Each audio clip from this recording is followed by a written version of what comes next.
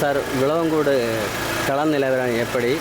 தேர்தல் பரப்புரை இறுதி கட்டத்தை நோக்கி நகரக்கூடிய நிலையில் விஜயின் பரப்புரை பல பகுதிகளிலும் பாதுகாப்பு காரணங்களால் ரத்து செய்யப்படுவது கட்சிக்கு பாதிப்பு ஏற்படுத்துமா? கண்டிப்பாக அந்த பரப்புரையே ரத்து செய்யப்படுவது பாதிப்பை ஏற்படுத்தாது. ஏற்கனவே மக்கள் மத்தியில் விஜய் இருக்கிறார். மக்கள் ஒரு மாற்றத்தை விரும்புகிறார்கள். ஏன்னா இரு கழக கட்சிகளும் ஆட்சி செய்து இந்த மக்களுக்கு எந்தவித ஒரு முன்னேற்பான ஒரு வாழ்க்கை ஆதாரங்களும் இல்லை. ஆகவே மக்கள் விஜயே பரப்புரையை ரத்து செய்தாலும் ஒவ்வொருவரும் அந்த ரத்து செய்வதே ஒரு காரணத்தை காட்டிக்கொண்டு மீண்டும் மீண்டும் அவர் தன்னெழுச்சி பெற்று தான் வருகிறார். களத்தில் பார்த்தீங்கன்னாலும் விஜய்க்கு ஏகப்பட்ட எழுச்சி. மக்கள் தானாகவே முன்வந்து வாக்களிக்கிறார்கள். ஒருவித மௌன ஒருவிரல் புரட்சி இந்த களத்திலே இருந்து கொண்டிருக்கிறது.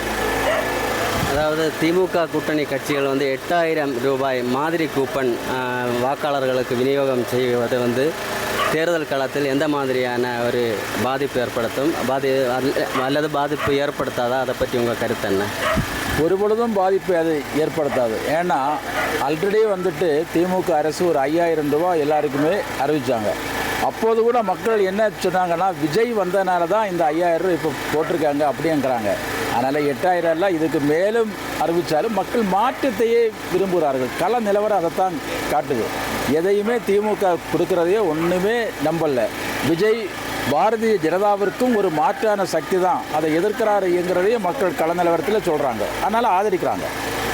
விளவங்கோடு கள நிலவரம் எந்த மாதிரி இருக்குது சார்? நிச்சயமாக உங்களுக்கு எல்லாம் தெரியும், நீங்கள் எல்லாம் பார்த்துருப்பீங்க.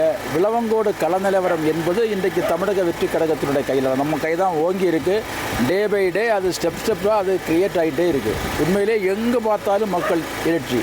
1வது பூத்து முதல் 300வது பூத்து வரை களத்திலே நம்மளுடைய தோழர்கள் நன்றாக களப்பணி ஆற்றுகிறார்கள். மக்கள் தன்னெழுச்சி பற்றி எங்களுக்கு வாக்களிக்கிறார்கள். அவர்களாகவே கையை சேர்த்து காலை சேர்த்து காட்டி ரொம்ப ஆவேசமாக இருக்கிறாங்க. ஒரு பயங்கர மாற்றம்தான். எல்லா கட்சியினரும் தாவேக்கு அவருக்கு வாக்களிக்க காத்திருக்கிறார்கள். மாற்றத்தை எதிர்நோக்குகிறார்கள். நிச்சயம் மாறும். தளபதி தான் சிஎம். அதில் எந்த மாற்று கருத்தும் கிடையாது.